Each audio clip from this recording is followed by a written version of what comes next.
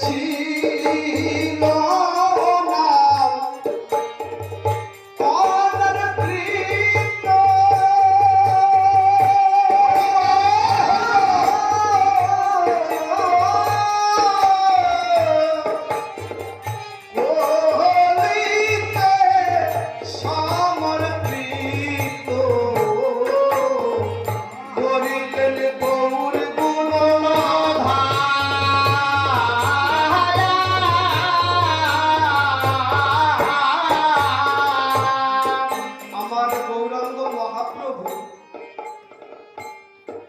সে হরিনাম ছাড়া কিছু জানত না। হরিনামে বিভোর হয়ে গিয়ে বাহ্য জ্ঞান হারা হয়ে মাটিতে পড়ে যেত। একদিন নাম করতে করতে পুরীতে চলে গেছে। পুরীতে গিয়ে সমুদ্রের সামনে দাঁড়িয়েছে, নাম করছে সমুদ্রের দিক তাকিয়ে। সমুদ্রের জল তো নীল হয়, যে সমুদ্র গভীর বেশি তার জলটা তত নীল বেশি।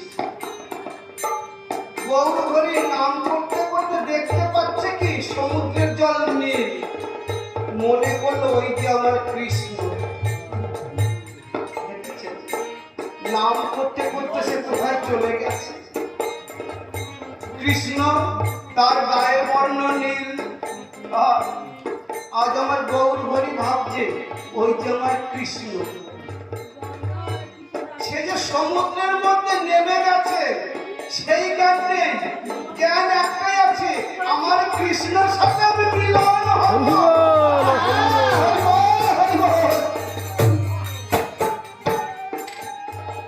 সমুদ্রে নামতে নামতে অতল তলে তলিয়ে গেলেন গৌরাঙ্গ মহাপ্রভু। একজন ধীবর অর্থাৎ জেলে, তার কাজ হচ্ছে মাছ ধরা। মাছ ধরে যেটুকু পায় তাই বিক্রি করে সংসার চালায়।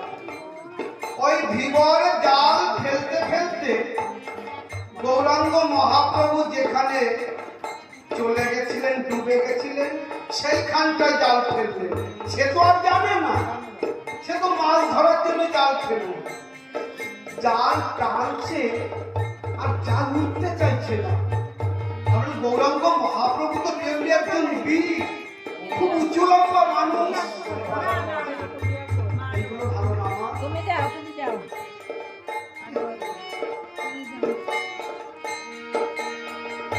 ছোট ছোট করে বলতে হবে, কথা হচ্ছে না। এবারে কি হলো, জেলে মনে করলো কি বড় মাছ পড়েছে। জেলে আস্তে আস্তে টানছে, যখন উপরে উঠিয়েছে দেখে কি একটা মানুষ। জাল থেকে ছাড়িয়ে জালটা পাশে রেখেছে আর জেলেটা তাকিয়ে দেখছে। এই জগতে তো কত মানুষ দেখতে পায়, এমন সুন্দর মানুষ তো দেখতে পাই না।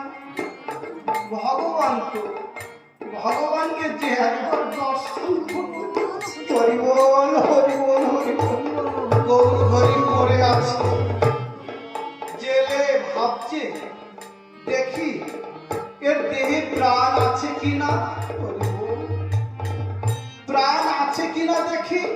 আমার এই বলে কানটা বুকের উপরে পেতেছে।